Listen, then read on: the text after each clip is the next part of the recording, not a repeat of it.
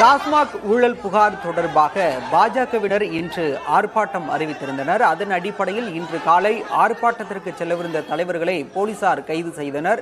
அந்த வகையில் பாஜக மூத்த தலைவர் தமிழிசை சவுந்தரராஜனும் பாஜக மாநில தலைவர் அண்ணாமலையும் கைது செய்யப்பட்டனர். ஆனால் உரிய நேரத்தில் தங்களை விடுவிக்காதது ஏன் என்று பாஜகவினர் காவல்துறையினருடன் வாக்குவாதத்தில் ஈடுபட்டனர். மண்டபத்தில் அடைக்கப்பட்டிருந்த பெண்களில் சிலர் தற்போது மயக்கமடைந்திருப்பதாகவும் அதில் மயக்கமடைந்த பெண்ணை தமிழிசை சவுந்தரராஜன் தனது காரிலேயே மருத்துவமனைக்கு அழைத்துச் செல்லும் அந்த காட்சிகளை பார்க்கின்றோம். காவல்துறையினருடன் சற்று முன்பு கடும் வாக்குவாதத்தில் ஈடுபட்ட நிலையில் தற்போது மற்றொரு பரபரப்பான சம்பவம் நிகழ்ந்திருக்கிறது. மயக்கமடைந்த பாஜக பெண் நிர்வாகியை தமிழிசை சவுந்தரராஜன் தனது தோளிலேயே தாங்கிக் கொண்டு காரில் அழைத்துச் செல்லும் அந்த காட்சிகளை நாம் பார்க்கின்றோம்.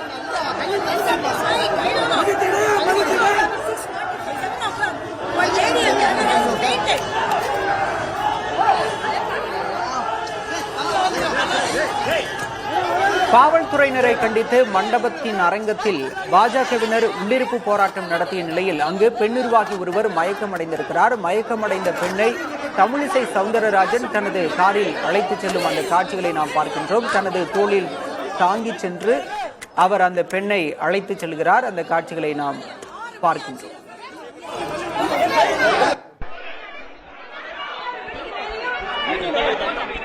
6 மணிக்கு மேலே விட மாட்டேன்னு சொன்னா என்ன அர்த்தம்?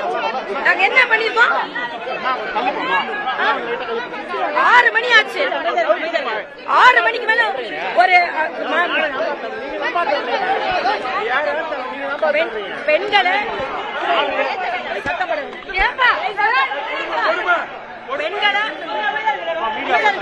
நீங்க சும்மா இருங்கப்பா. பெண்களை 6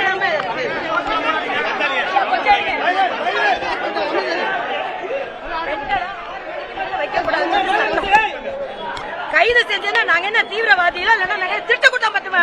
நாங்க ஊழல் செஞ்சோமா? அதாவது நாங்க ஊழல தட்டி கேட்கறதுக்காக பிரிவென்டிவ் அரெஸ்ட் பண்ணிருக்காங்க. தடுப்பு நடவடிக்கையில் எங்களை அரெஸ்ட் பண்ணிட்டு 6 மணி வரைக்கும் அவங்க என்ன கொடுத்தாங்களோ அதை சாப்பிட்டோம். நாங்க என்ன கொடுத்தாங்களோ அதை நாங்க குடிச்சோம். நாங்க எந்த டிமாண்டும் பண்ணல. 6 மணிக்கு மேல 6:15 வரைக்கும் நான் பொறுத்திருந்தேன். 6:15 வரைக்கும் நான் பொறுத்திருந்தேன். 6:15க்கு மேலே பெண்கள் அதிகமா இருக்காங்க. அவங்கள விடுங்கன்னா என்ன, விடலன்னா என்ன அர்த்தம் நான் கேக்குறேன். அப்ப என்ன அடக்குமுறை நடக்குது?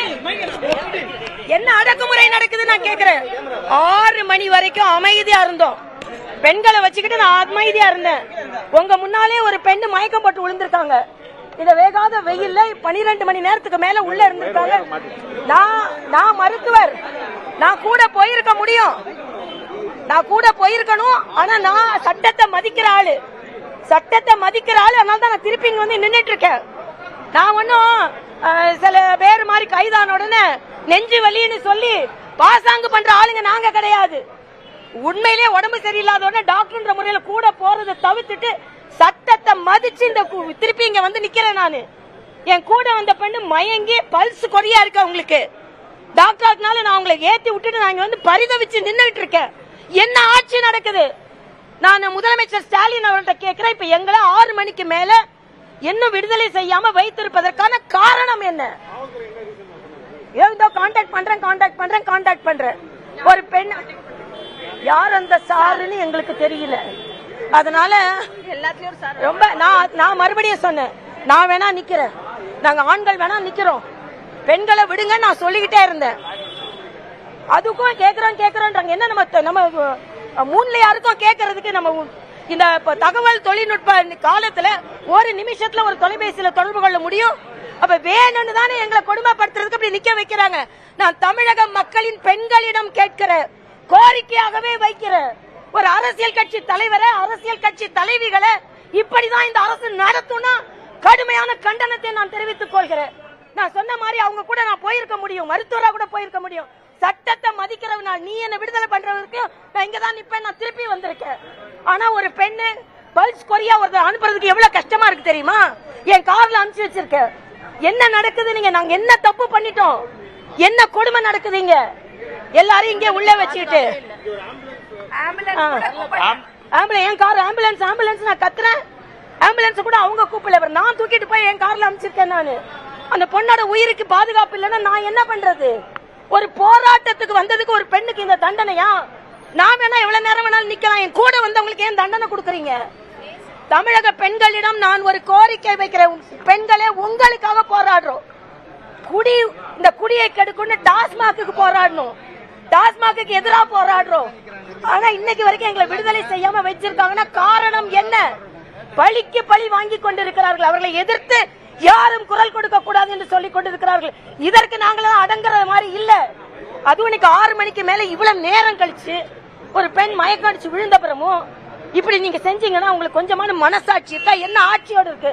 மனசாட்சி இருக்க ஆட்சி இருக்காங்க. உண்மையிலேயே மனவேதனையாக இருக்கிறது. தமிழகத்தில் இப்படிப்பட்ட அடக்குமுறை, அராஜகம் வேற எங்கேயும் நடந்ததில்லை. ஒரு பெண் மயங்கி விழுந்திருக்கிறாங்க. திருப்பி அதனால தான் நான் சொன்னேன், அவங்கள விட்டுருங்க, நாங்க வேணா இருக்கிறோம்னு. நான் அதனால தான் அங்க போல. நான் கார்ல ஏறி போயிருக்கலாம், போல. நான் சட்டத்தை மதிக்கிற ஆளு, அதனால நான் ஆம்புலன்ஸ்ல ஏன் கார்ல அனுப்பிச்சு நான் நிக்கிறேன். இன்னும் அவங்க என்ன தகவல் சொல்லலைன்னா நாங்க இங்கதான் நிப்போம். விடுதலை செய்ய வேண்டியது சட்டத்தின் பால் உள்ளது. இந்த சட்டத்தை ஏன் மீறுகிறீர்கள்? அப்படி என்ன நாங்கள் தவறு செய்து விட்டோம்? மக்களுக்காக குரல் கொடுப்பது தவறா என்பதை முதலமைச்சர் விளக்க வேண்டும். தமிழக பெண்களுக்கு நான் ஒரு கோரிக்கை வைக்கிறேன். தமிழக பெண்களே, உங்களுக்காக போராடிய சகோதரிகளை ஒருத்தி மயங்கி விழுந்திருக்காங்க.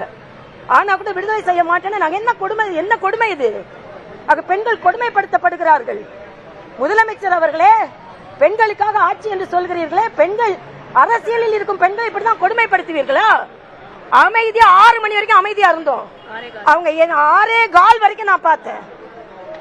அவங்க என்ன கொடுத்தாங்களோ அதை தான் நாங்க சாப்பிட்டோம். நாங்க டிமாண்டே பண்ணல. ஏதோ எங்கிருந்தோ ஒரு சாம்பார் சாதம் கொண்டு வந்து கொடுத்தாங்க, நாங்க எதையும் ஒன்றும் சொல்லல. டீ காஃபி கொண்டு கொடுத்தாங்க, அது அவங்க கொடுத்தது மட்டும்தான் நாங்க சாப்பிட்டோம். 6 மணி வரைக்கும் எந்த குரலையும் நாங்க எழுப்பல. ஆனா 6 மணிக்கு மேல 6:15 ஆச்சு. பெண்களை விடுங்கன்னு சொன்னா இருங்கன்னு சொன்னா எதுக்குங்க இருக்கணும்? நானு சட்டத்தின்படி இருக்க கூடாதுன்னா நான் ஏன் இருக்கணும்? அதனால அரசாங்கம் எனக்கு பதில் சொல்லட்டும். இந்த ஊழல் 1000 கோடி ஊழல் நடந்திருப்பது உண்மை, 1000 கோடிக்கு மேலே ஊழல் நடந்திருப்பது உண்மை. ஒரு பாட்டிலுக்கு 10 ரூபாயிலிருந்து 30 ரூபாய் சுருட்டியது உண்மை. இது மக்களுக்கு வெளியே தெரியக்கூடாது என்பதற்காக எங்களை கைது செய்வதும் எங்களை இப்படி கொடுமைப்படுத்துவதுமாக இருந்து கொண்டிருக்கிறது. இது மிக மிக மிக மிக கண்டிக்கத்தக்கது. நான் ஏற்கனவே சொன்னேன், நான் வெளியே போயிருக்கலாம், ஆனா நான் திருப்பி உள்ள வந்தேன். சட்டத்தை நாங்கள் மதிக்கிற மாதிரி நீங்கள் சட்டத்தை மதிக்க கற்றுக்கொள்ளுங்கள். அரசாங்கமே, மனசாட்சியில் ஆட்சி இங்க இல்ல. என்ன நடந்து கொண்டிருக்கிறது?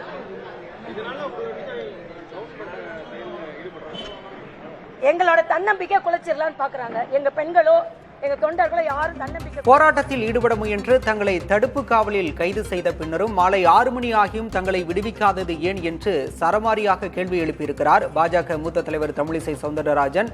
தொடர்ந்து காவல்துறையினருடனும் அவர்கள் வாக்குவாதத்தில் ஈடுபட்டிருக்கின்றனர்.